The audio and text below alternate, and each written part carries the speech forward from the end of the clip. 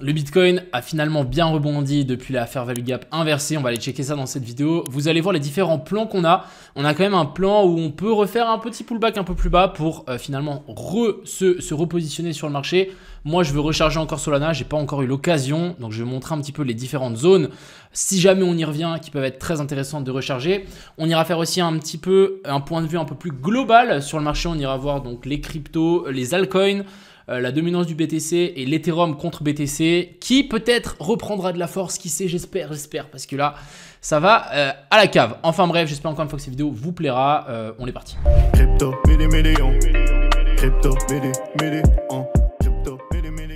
Avant de commencer, j'ai fait un petit tour sur Twitter. J'ai répondu à quelqu'un qui m'a demandé: tu fais plus d'argent en tradant ou avec l'affiliation plus groupe privé? Donc je l'ai répondu ici. Si jamais je fais gagner 250 $ à une personne qui like RT et pose un commentaire, donc n'hésitez pas, je vous mets le lien en description. Mais pour vous expliquer un petit peu mon point de vue, en fait l'affiliation pour moi c'est le meilleur système win-win que vous pouvez trouver entre un influenceur et sa communauté, etc. Parce que finalement, c'est votre choix d'utiliser son lien ou pas. Donc, si jamais vous voulez soutenir votre influenceur préféré, vous kiffez ce qu'il fait, vous kiffez le temps qui passe, en fait, c'est une façon de le remercier. C'est juste passer par son lien. Ça vous change rien, c'est gratuit. Mais en tout cas, ça le remercie. Moi, ça me fait gagner un petit peu d'argent. Quand je me fais éclater en trading parce que ça arrive, je vais gagner un petit peu d'argent. Et puis, Crypto Pro aussi, j'en ai parlé. J'ai surtout créé ce groupe-là pour vous permettre de ne pas refaire les mêmes erreurs que j'ai faites au début en trading. Donc, si jamais ça vous intéresse, n'hésitez pas. Vous pouvez aussi me poser des questions dans les commentaires. Je vous mets le lien de ce tweet. Vous avez aussi pas mal de retours de gens qui sont dans le groupe. Mais franchement, je suis super content et pour moi, c'est le meilleur groupe FR all time. Alors, on va checker un petit peu ce qu'on peut trouver sur le marché actuel et les analyses qu'on a sur Twitter. On a des choses assez intéressantes. On a ça qui sont la plupart des altcoins et le BTC qui est comme ça. Donc, manipulation. Ici, on est monté. On a fait notre fair value gap inversé. On est venu s'appuyer dedans et ensuite, on devrait repartir. Ce trade-là qui est aussi assez intéressant. Je voudrais bien voir un retour vers la zone ici des 55 000. Je suis assez d'accord qu'on ne repassera pas ici sous la zone des 53 700, quelque chose comme ça.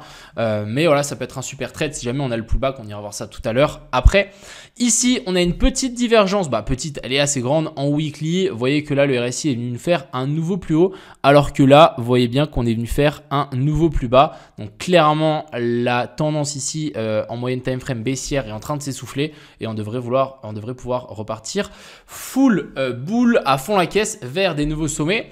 On a Ethereum contre BTC ici, donc petite analyse de Crypto Bullet. Donc ici, on a le premier test, breakdown, accumulation, déviation en dessous, ensuite on repump. Ici, même chose. Et est-ce qu'ils seront pas en train de faire la même chose? On a le test, faire la petite déviation ici en dessous et ensuite on repart vers le haut. Alors, c'est vraiment un pari qu'il faut prendre. Est-ce que l'Ethereum va reprendre de la puissance face au BTC? Je pense que oui, mais c'est un pari qui peut être assez risqué. Après, c'est vrai qu'on a les ETF, etc. maintenant, donc ça peut aider. Mais voilà, ça reste assez risqué. Je serais vraiment intéressé de voir comment ça va réagir ici. Personnellement, j'ai beaucoup d'Ethereum, je les hold.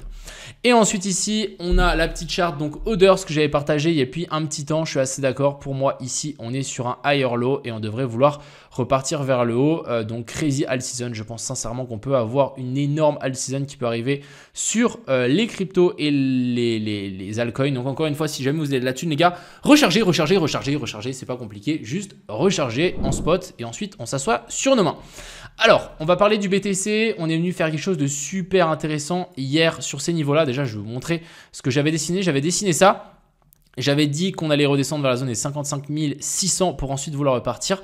J'attendais en fait une inversion structure, sauf que vous voyez que la zone ici des 55 600 a été touchée à la perfection. On a eu un magnifique rebond. Alors, quelles sont et pourquoi cette zone de 55 600? C'est simplement la fair value gap qu'on avait ici en 4 heures et aussi en daily, la grosse zone de fair value gap qu'on avait là, qu'on a traversée. Donc, quand on traverse une zone de fair value gap par après, ça devient une fair value gap inversée et maintenant, elle va agir en tant que support.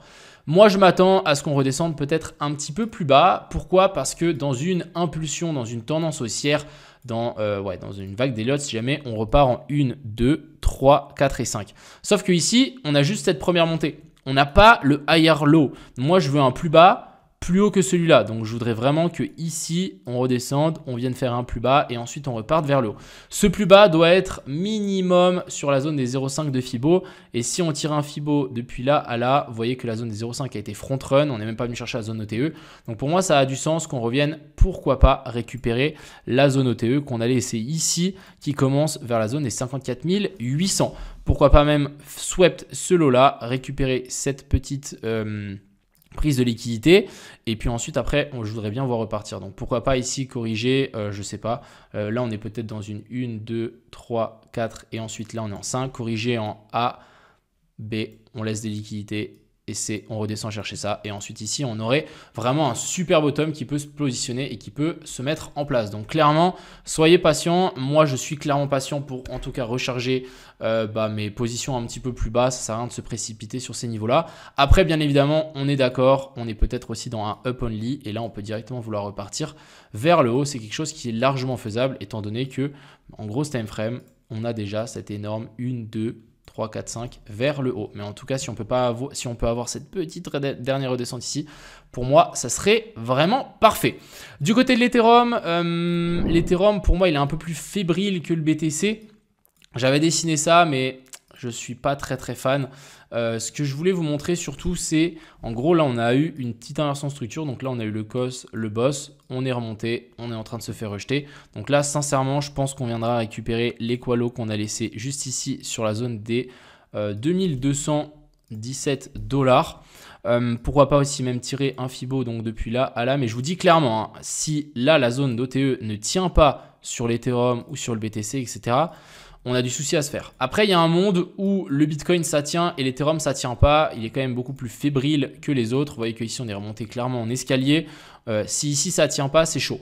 Et je pense sincèrement qu'on peut venir récupérer l'équalo qu'on a laissé ici en dessous vers la zone des 2000 $. Donc à voir. Moi je suis assez optimiste que ça tient. Mais on n'est pas à l'abri qu'on fasse une grosse mèche vers le bas, surtout si le BTC s'amuse à descendre assez violemment. Vous savez qu'en tout cas, en ce moment, les alts ont un petit peu de mal et la dominance du BTC a repris pas mal de puissance ces derniers jours. Donc attention les amis. Donc ça, c'était pour l'Ethereum. On va parler bien évidemment du Solana. J'ai toujours ma position en cours. Alors, j'ai dessiné ça hier pour le groupe privé. Vous avez de la chance que je vous le partage. Je vais juste enlever 2-3 trucs. Je vais enlever ça, je vais enlever ça. Pour que vous puissiez bien comprendre. En gros, ouais, vous avez de la chance que je vous partage cette analyse. Enfin bref, c'est pas grave. En gros, là, on a notre inversion structure. Donc là, on a notre petit boss qui s'est matérialisé juste ici. Ensuite, on est venu faire l'inversion structure. Donc COS, boss. Là, on est sans doute remonté. Donc j'ai dessiné ça. Qu'on remonte chercher. Donc la zone OTE, c'est exactement ce qu'on est venu chercher.